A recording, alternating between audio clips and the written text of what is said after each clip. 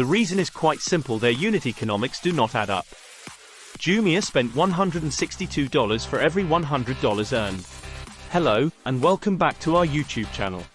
Today, we will delve into why the leading African e-commerce company is not profitable. Let me introduce you to Jumia, an African e-commerce company established in 2012. It functions as an online marketplace, connecting buyers and sellers in different African countries. Jumia has played a significant role in expanding e-commerce and digital connectivity in Africa. It has helped businesses, both small and large, to reach a broader customer base.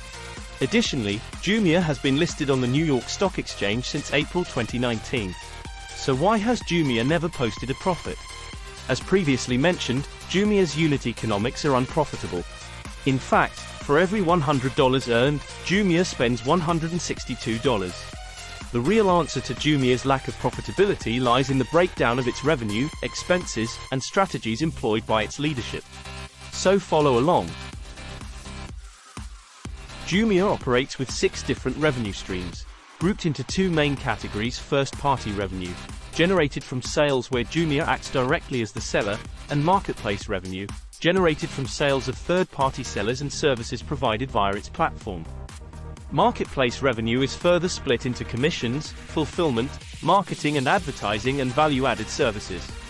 In 2022, Jumia made a revenue of $221.8 million, broken down into first-party revenue $85 million, commissions $47.8 million, fulfillment $31.8 million, marketing and advertising $18 million, value-added services $32.8 million, and non-platform revenue $6.4 million. So why is a company with 6 revenue sources not profitable? In order to create a profitable business, you need to have customers who are willing to pay more than it costs you to create whatever they are buying. Unfortunately, Jumia wasn't doing this. The answer is in the breakdown of their expenses.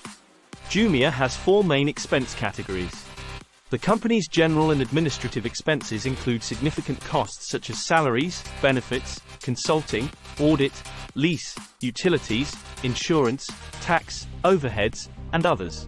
This is the most considerable expense on their books. In 2022, the county CEOs, Jeremy and Sasha, earned $621,000 and $604,000, respectively. The new CEO, Francis Dufay, earns $131,000, while the second most senior exec, Antoine Malik-Mézeret, earns $137,000. However, the compensation of supervisory board members is still very high, with the chairman and his vice chairman earning $331,000 and $226,000, respectively.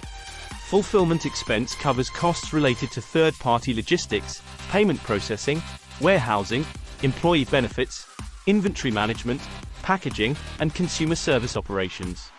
This is their second most significant expense. Due to the various challenges associated with logistics in their key market and historically low shipping fees, they are essentially subsidizing the cost of delivering to the last mile.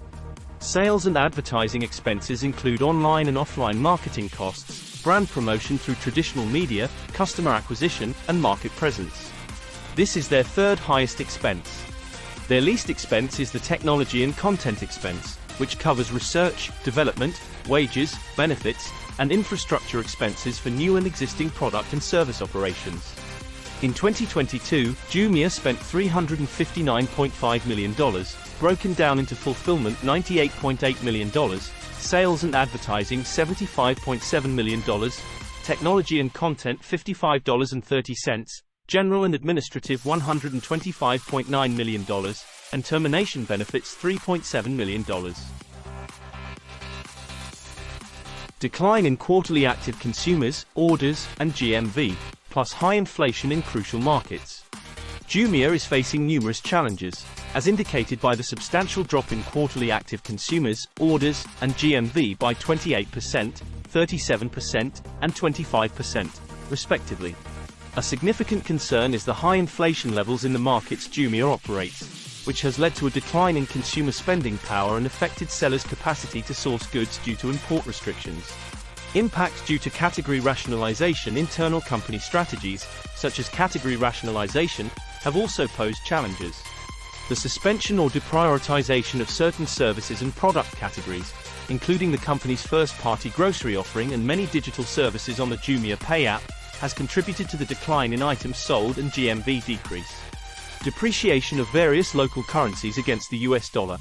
Notably, the Nigerian naira. Jumia is also grappling with foreign exchange effects, with several local currencies depreciating against the US dollar. This effect is starkly visible in Nigeria, where the liberalization of the foreign exchange regime has led to a dramatic fall in the value of the Nigerian naira by over 60%, negatively impacting the company's financial performance. These issues represent key challenges that Jumia must address to enhance its business performance and profitability. Jumia is making strides towards profitability despite the challenges.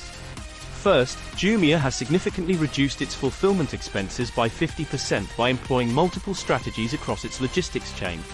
This includes the increase of pickup station deliveries from 33% to 42%, strategic expansion of the pickup station network to serve under-tapped markets, optimization of logistic routes and footprint, enhancements in warehousing staff productivity, and reduction in packaging costs.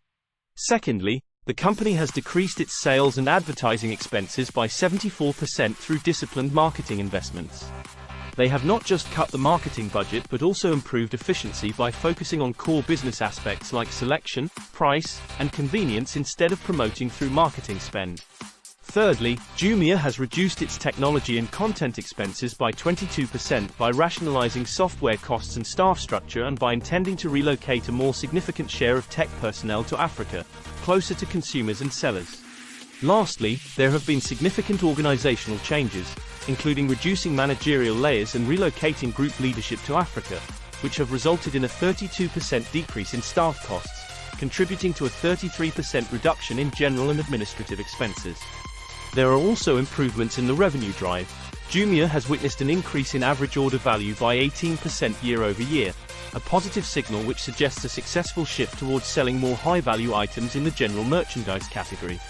The commission take rate increases implemented in mid-2022 have also significantly improved the monetization of their logistics services and the pass-through of the fulfillment costs, which supports the unit economics and helps reduce losses.